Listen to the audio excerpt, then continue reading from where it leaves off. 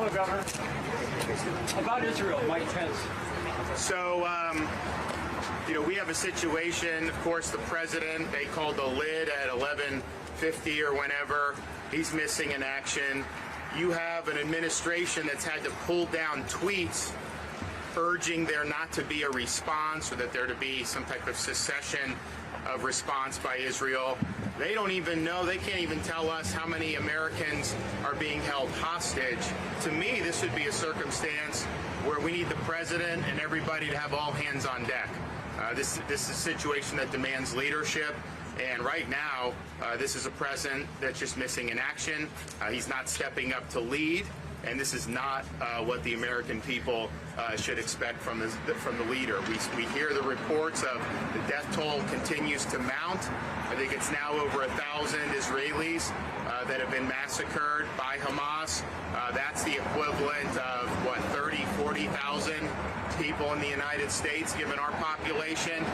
Definitely one of the darkest moments in the history of the modern state of Israel. We have to be clear that they have a right to defend themselves to the hilt, not half measures, and not just say that publicly, then work behind the scenes privately to undermine, but to be there throughout all of that so that they can uproot these terrorist networks and destroy them once and for all. We've seen this through the years. There'll be a response. It's got to be, quote, proportional, and then all you do is continue to see more and more. It's a cycle. The Iranians, the U.S. government needs to shut off any support for Iran. Sanctions to the max. Don't give them the financial wherewithal to be funding groups like Hamas and Hezbollah. None of the money from either the UN or the U.S. should be going to anybody in the Gaza Strip. The Palestinian Arabs, they get taxpayer money. That money ends up going to Hamas as well. Things like UNRWA. I've been calling for that to be defunded for years. So we've got to get real here. Now's the time to act and do what's right. Governor DeSantis, Governor Haley now has twice as much cash on hand in her primary account as your campaign does. She's leading you in New Hampshire and South Carolina. Do you still think this is a two-man race between you and Trump? This is a race about leadership.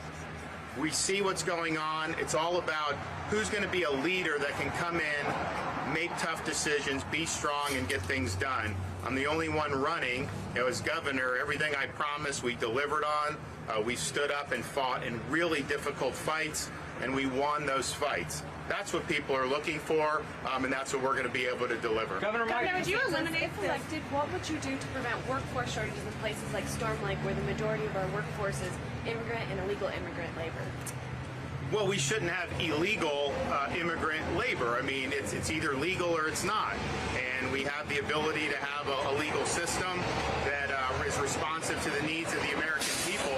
But what we've seen at the border, yes, there are people that are just coming in because they can make more money here. But you've got 7+ million people that have come in through the southern border just since Biden's been president. Are you trying to tell me that our enemies are not taking advantage of that open border? There's been people from Russia. There's been people from China. There's been people from Iran, other areas of the Middle East. All throughout the world, we have no idea who these people are. And I've said for months now, and I hope I'm wrong, but there's going to end up being a terrorist attack in this country that's going to be linked back to people that came across the southern border. So that is an issue about your sovereignty. It's about the rule of law. And there's also the thing about when you're talking about immigration, you shouldn't have illegal, but even with legal, people should like this country. I mean, to come in and some of these protests I'm seeing where they're siding with Hamas, who's raping women, killing elderly, executing children. I mean, man, that's really, really sick that that's going on in our society. So we're going to put a stop to the nonsense, and we're going to get everything under order. Governor, Mike Pence is attacking you for being what he on the issue of Israel, saying that this is what happens when we have leading voices like Donald Trump and Ron DeSantis signaling a retreat from America's role as a leader in the free world. If Mike Pence wants to blame me for what's happening, I think that most people would just laugh at that. What a joke. Would you eliminate the renewable fuel standard? No.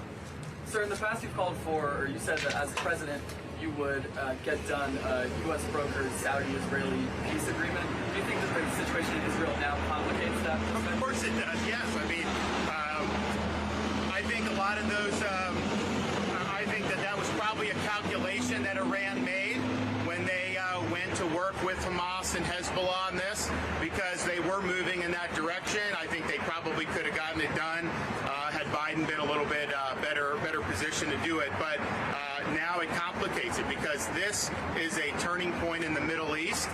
The Middle East isn't going to be the same. We had been moving in a direction where a lot of those Gulf Arab states understood that allying with Israel and the United States against Iran was better for peace in the Middle East, better for their security. They understood Iran was the most significant threat to their interests in the Middle East, and I think that they still believe Iran represents a problem.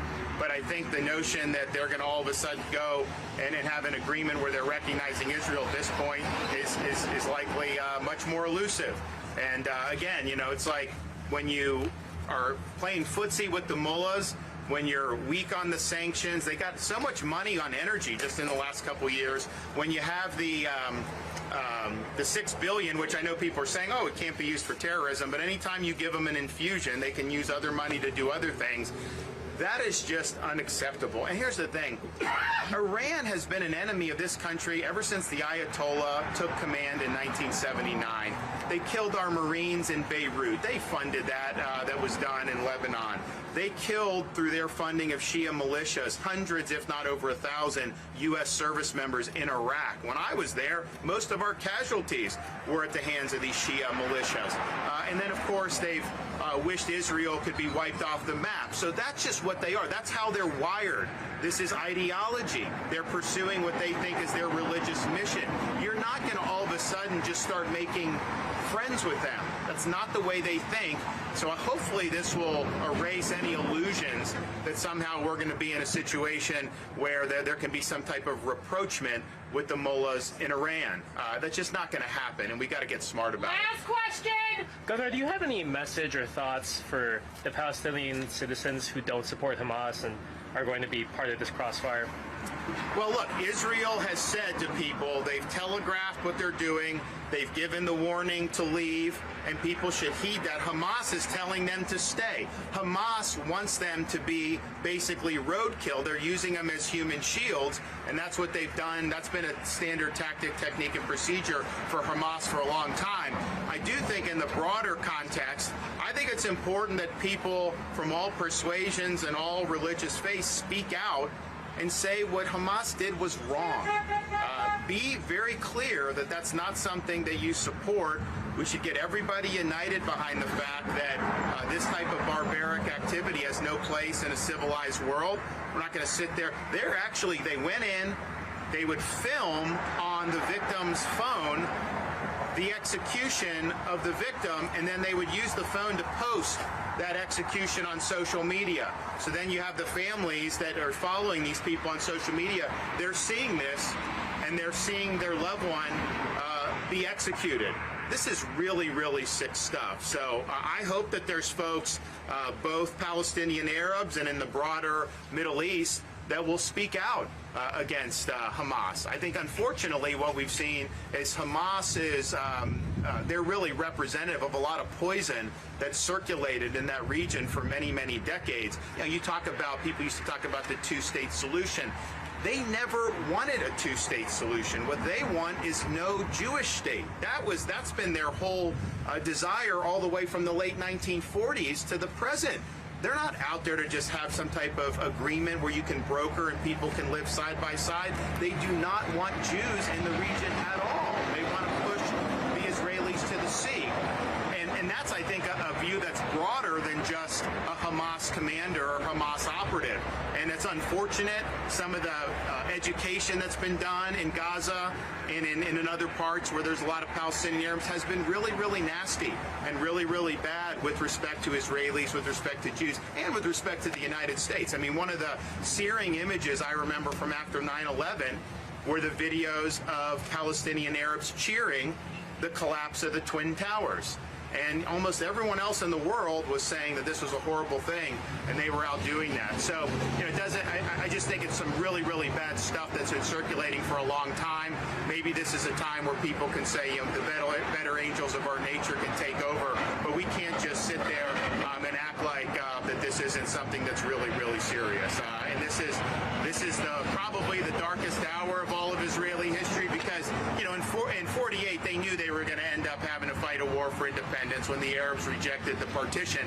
And in 67 they preempted the invasion. 73 sneak attack, but that was more of a military thing, and so they did that, and they've had intifadas since then, but this one, with how coordinated it was and directed at the civilian population the way it was, this one is a really, really dark day. So it just underscores we need leadership, and we'll provide that. Thanks. Thank you.